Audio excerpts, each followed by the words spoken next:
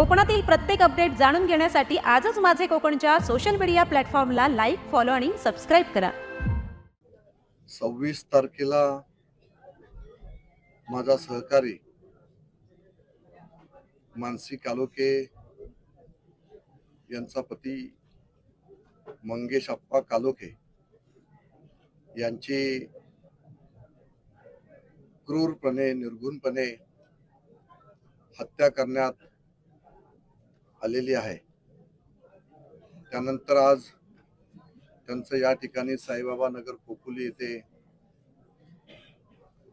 उत्तर कार्य आज या ठिकाणी होत आहे. आज जवळजवळ 13 दिवस झालेले आहेत.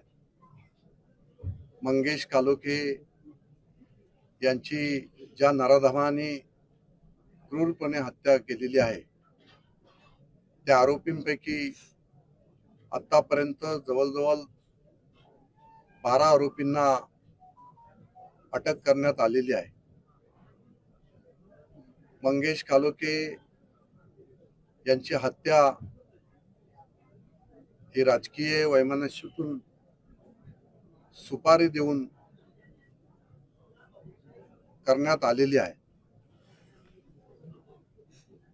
या हत्येमागे ज्या ज्या राजकीय नेत्यांनी प्लॅनिंग करून सहकार्य करून मंगेशच्या हत्येमध्ये त्यांचा प्रत्यक्ष अप्रत्यक्ष सहभाग त्या ठिकाणी आहे.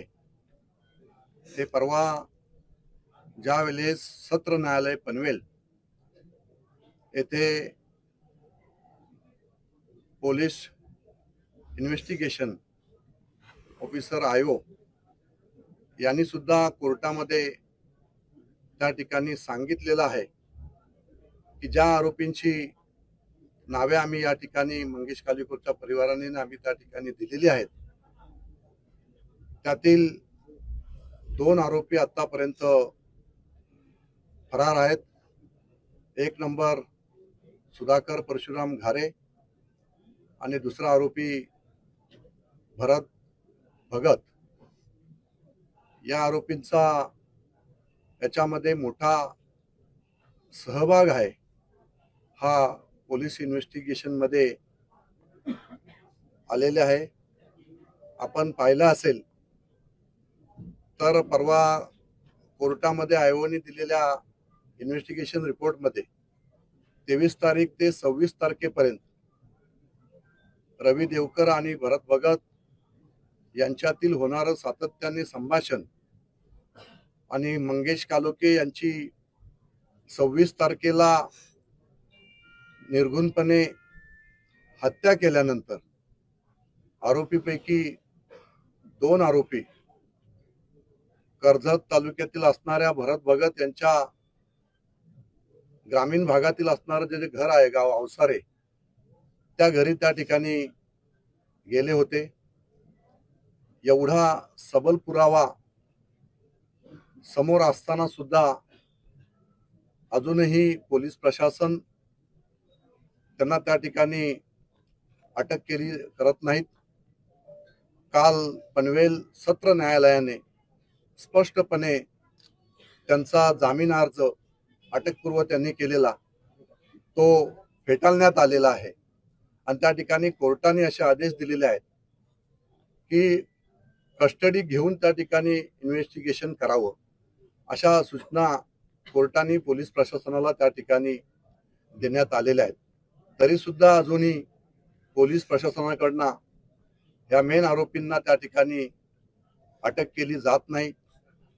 मंगेश हा सामाजिक बांधिलकी जपत काम करणारा माझा सहकारी होता आणि त्याची अशा पद्धतीने हत्या करून त्याचं हे परिवार आपण पाहताय की 2 मुली वैष्णवी आणि आर्या आणि आमची नगरसेविका मानसीताई हे संपूर्ण परिवार हा रस्त्यावर मंगेशच्या क्रूरपणे हत्येनंतर आलेला आहे आणि यांना न्याय देण्याचं काम सरकारच्या माध्यमातून मी त्या ठिकाणी मुख्यमंत्री, उपमुख्यमंत्री आणि गृहमंत्री असणारे मुख्यमंत्री यांना सुद्धा आज मीडियाच्या माध्यमातून या ठिकाणी विनंती करत आहेत की अशा पद्धतीने लोकशाहीची हत्या या नराधमांनी त्या ठिकाणी केलेली आहे। एक लोकप्रतिनिधी निवडून आल्याचा राग, विधानसभेला सुद्धा 2100 मताचा हायेस्ट लीड मंगेश कालोखे यांनी साईबाबा नगर या परिसरातून दिलेला होता।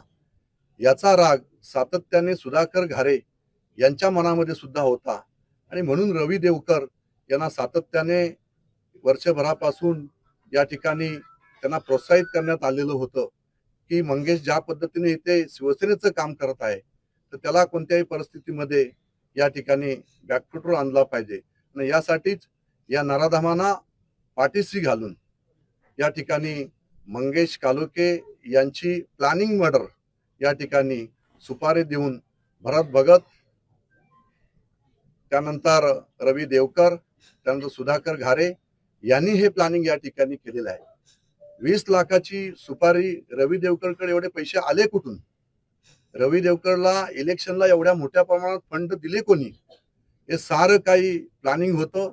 2 महिन्यापासून हे प्लॅनिंग सुरू होतं आणि म्हणूनच आपण पाहिलं की ज्या दिवशी मंगेश कालोखेची हत्या झाली त्याच दिवशी 6 वाजता सुधाकर घारे एअरपोर्टला त्या ठिकाणी होता, जेणेकरून सीसीटीव्ही मध्ये आपण आहोत हे त्या ठिकाणी दाखवण्याचा प्रयत्न त्या ठिकाणी केला। तिथून अहमदाबादला निघून त्या ठिकाणी गेला आणि या अशा पद्धतीने हे सगळं प्लॅनिंग मर्डर त्या ठिकाणी होतं आणि म्हणून आतापर्यंत सुधाकर घारेची जर आपण गुन्हेगारी पार्श्वभूमी जर आपण पाहिली तर आपल्या लक्षात येईल की त्यांनी एका फॉरेस्ट ऑफिसरचा सुद्धा, फक्त घराला लागून फॉरेस्ट आहे आणि फॉरेस्ट ऑफिसरनी एक नोटीस काढली म्हणून त्या फॉरेस्ट ऑफिसरला त्याच्या स्वतःच्या गाडीने त्याला त्या ठिकाणी उडवलं आणि त्याचा मृत्यू झाला। आणि अशा पद्धतीने तो सुद्धा एक 302 चा गुन्हा त्यावेळेस सुधाकर घारेवर दाखल आहे, 307 चा गुन्हा दाखल आहे, 326 चा गुन्हा दाखल आहे, खंडणीचे गुन्हे दाखल आहेत।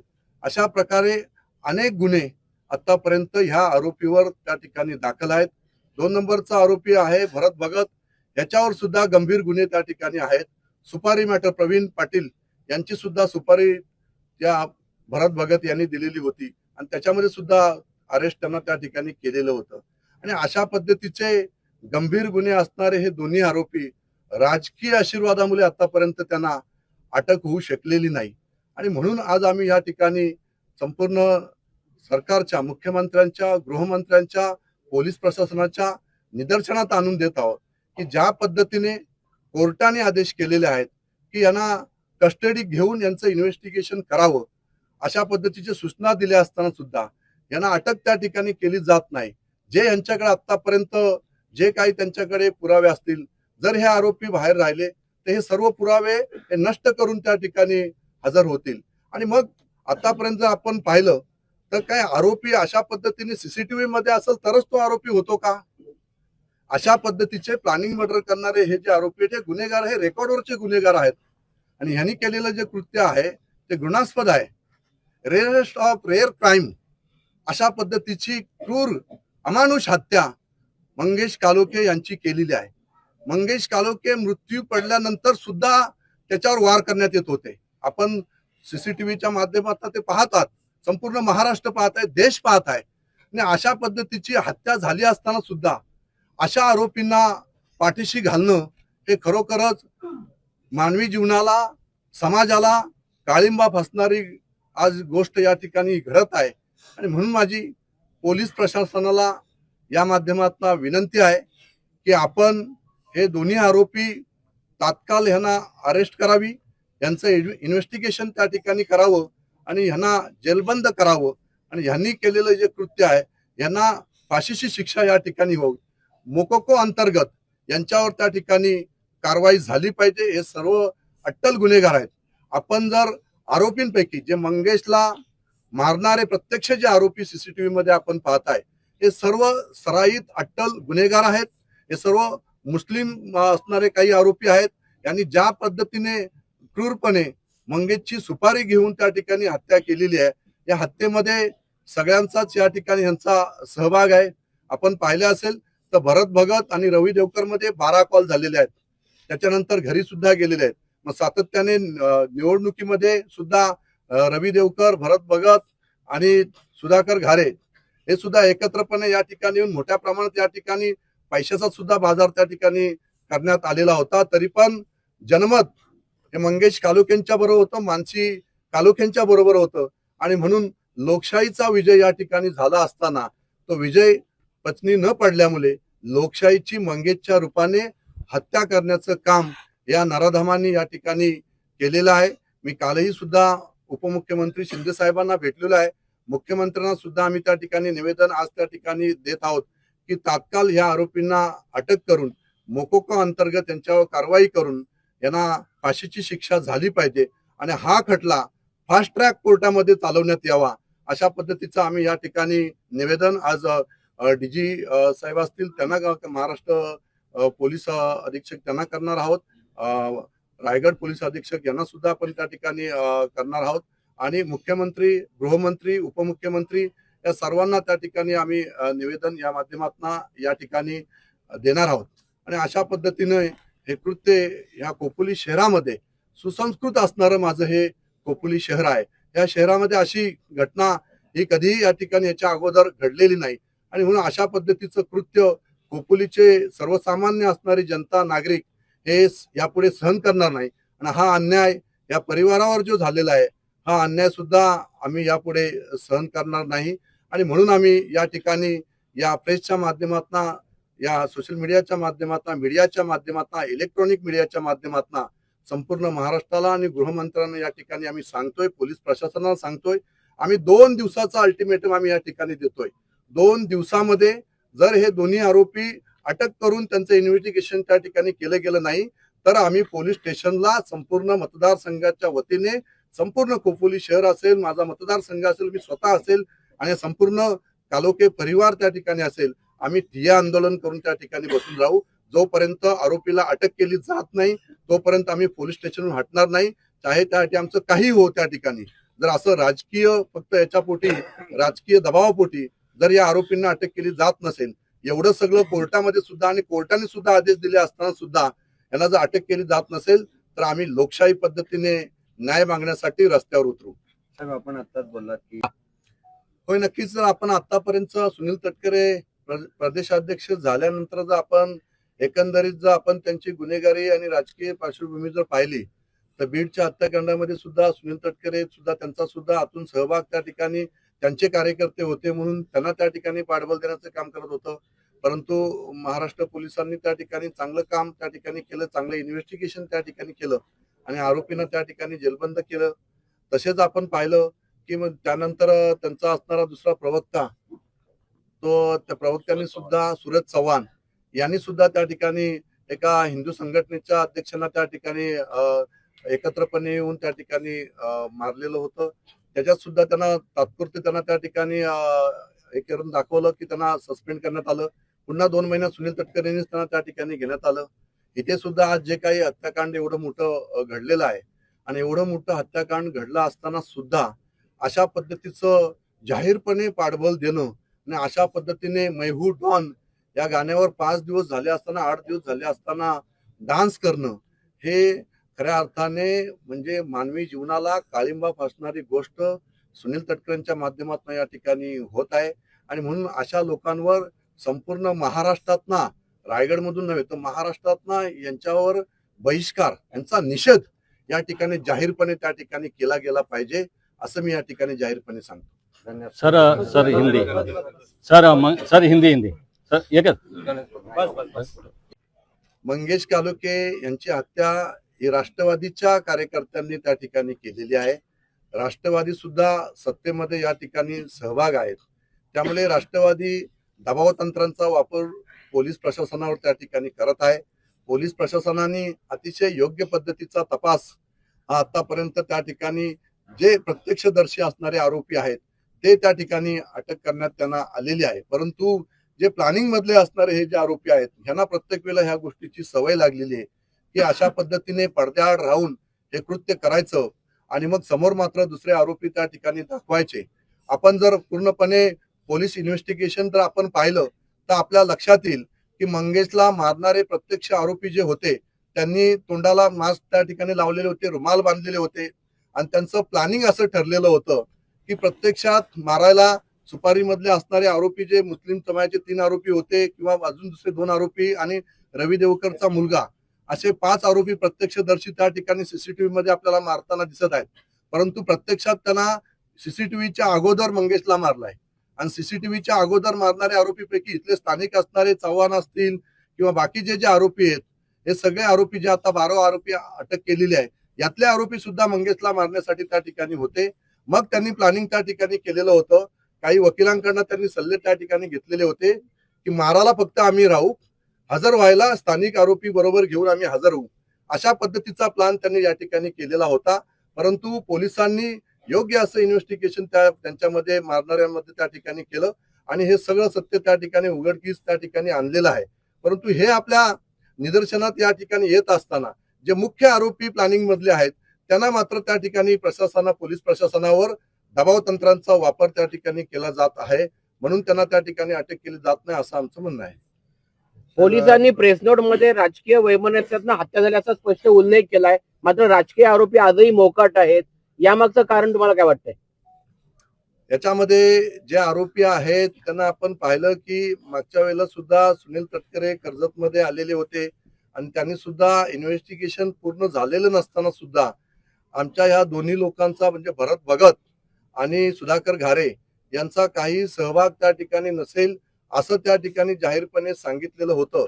परंतु पोलीस इन्व्हेस्टिगेशन मध्ये हे क्लिअर त्या ठिकाणी आलेलं आहे की 23 ते 26 तारखेपर्यंत 12 कॉल त्याची त्या ठिकाणी भरत भगतचे त्याचे झाले आहेत आणि भरत भगत सुद्धा रेकॉर्डवरचा गुन्हेगार आहे. मग हे सगळे झाले असताना आरोपी खोपोलीत कोणाच्या घरी गेले नाही, दुसऱ्या कोणाच्या घरी गेले नाही, सर्वसामान्यांच्या कोणाच्या घरी आश्रयास गेले नाही, भरत भगतच्याच घरी का गेले? तर ह्याचं सुद्धा आपण पोलीस प्रशासनाने याचं इन्व्हेस्टिगेशन करून आज काय प्रत्यक्ष त्या ठिकाणी प्रत्यक्षदर्शी सीसीटीव्ही मध्येच भरत भगत पाहिजे का, सीसीटीव्ही मध्ये सुधाकर घारे पाहिजे का, मगच त्यांना अरेस्ट केली जाईल का? तर हे सगळं पडद्यामागे असणारे हे सगळे होते. रवी देवकरची कधीही हिंमत नव्हती, त्याच्या परिवाराची सुद्धा हिंमत नव्हती की मंगेश कालोखेच्या अंगावर हात टाकण्याची त्यांची हिंमत नव्हती. हे सगळं प्लॅनिंग करून त्यांनी प्लॅनिंग मर्डर केलेली आहे. यांना पैसे सुद्धा कोणी पुरवले याचं सुद्धा इन्व्हेस्टिगेशन या दोन्ही आरोपींना अटक करून करण्यात यावी अशी आमची मागणी आहे. सर, एकीकडे आपण आता राष्ट्रवादीचं नाव घेतलं, तटकरेंचंही नाव घेतलं आणि हत्या झाल्याच्या 5 दिवसानंतरच वर्षा अखेरला मुरुडमध्ये तटकरे हे मैं हूं डॉन ह्या गाण्यावर त्यांनी ताल धरला आणि त्याची भरपूर चर्चा झाली. काय नक्की प्रतिक्रिया आहे? आता हे तर संपूर्ण महाराष्ट्राच्या जनतेसमोर आहे की राज्यामध्ये शिवसेना, भारतीय जनता पार्टी, आरपीआय, राष्ट्रवादी असा सत्तेमध्ये सहभाग आहे. सुनील तटकरे हे राष्ट्रवादीचे प्रदेशाध्यक्ष आहेत आणि आपल्या सत्तेतील असणाऱ्या घटक पक्षातील एका सहकारी पक्षाच्या नगरसेविका असणाऱ्या महिलेच्या पतीची हत्या राष्ट्रवादीच्या कार्यकर्त्यांनी केली असताना सुद्धा आपण पाहिलं की त्या ठिकाणी मुरुडच्या एका कार्यक्रमामध्ये सुनील तटकरे मैं हूं डॉन या गाण्यावर त्या ठिकाणी डान्स करत आहे. हा केवढा निर्लज्जपणाचा कळस हा सुनील तटकरेंनी त्या ठिकाणी केलेला आहे.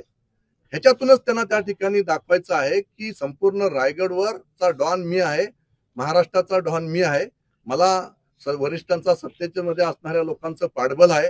हे तर सुनील तटकरे ह्या माध्यमातून दाखवायचं नाही ना. एवढी मोठी क्रूरपणे हत्या मंगेश कालोखेंची झाली असताना असं कृत्य एखादा प्रदेशाध्यक्ष असणारा सिनियर मोस्ट असणारा सुनील तटकरे या ठिकाणी करतायत आणि मग ते आम्हाला सांगतात की आमदार आमच्यावर आरोप करतात, आमदार आमच्यावर आरोप करतात. अरे तुम्ही वागताय तसे. हीच जर हत्या तुमच्या कुटुंबातली कोणाची झाली असती, तुमच्या एखाद्या कार्यकर्त्याची झाली असती तर तुम्ही अशा पद्धतीने नाचत बसले असते का? कार्यक्रम जरी असला तरी आपण त्या ठिकाणी भान ठेवायला पाहिजे हवं होतं सुनील तटकरेंनी. आपण त्यांना सगळेजण त्या ठिकाणी त्यांनी फक्त बोलतात आणि मग राजकीय परिपक्वता असणारं नेतृत्व म्हणून त्यांच्याकडे पाहिलं जातं. परंतु मी नेहमी सांगत आलेलो आहे की सुनील तटकरे हे कुटीरनीतीचा डाव खेळत असतात. अतिशय शूळ असणारा हा राष्ट्रवादीचा करप्ट असणारा भ्रष्टाचारी असणारा हा नेता आहे आणि ह्याला काही त्या ठिकाणी पडलेलं नाही. सत्तेचा माज भ्रष्टाचारातून पैसा कमवायचा आणि त्या पैशातून त्या ठिकाणी अशा प्रकारच्या हत्या घडून आणायच्या हे सगळं काम त्या ठिकाणी होत आहे आणि म्हणून सुनील तटकरे या ठिकाणी सुधाकर घारे आणि भरत भगत यांना वाचवण्यासाठी पोलीस प्रशासनावर त्या ठिकाणी दबाव आणण्याचा प्रयत्न त्या ठिकाणी करत आहेत. माझी पोलीस प्रशासनाला हात जोडून विनंती आहे की आपण तात्काळ यांना त्या ठिकाणी अटक करून यांचा तपास करावा, अन्यथा आम्ही रस्त्यावर उतरून न्याय मागू. आम्ही हा शांत या ठिकाणी बसणार नाहीत. आम्ही लोकशाही पद्धतीने न्याय घ्यायला लागला तर आम्ही तो न्याय घेऊ. आम्ही मुख्यमंत्र्यांच्या दालनात जाऊन बसू, आम्ही उपमुख्यमंत्र्यांच्या दालनात जाऊन बसू. संपूर्ण मतदारसंघच नव्हे तर रायगडचे असणारे तीनही आमदार आणि संपूर्ण शिवसैनिक आणि सर्वसामान्य जनता ही आम्ही ठिय्या आंदोलन करून जोपर्यंत या आरोपींना अटक केली जात नाही तोपर्यंत आम्ही तिथनं हलणार नाही.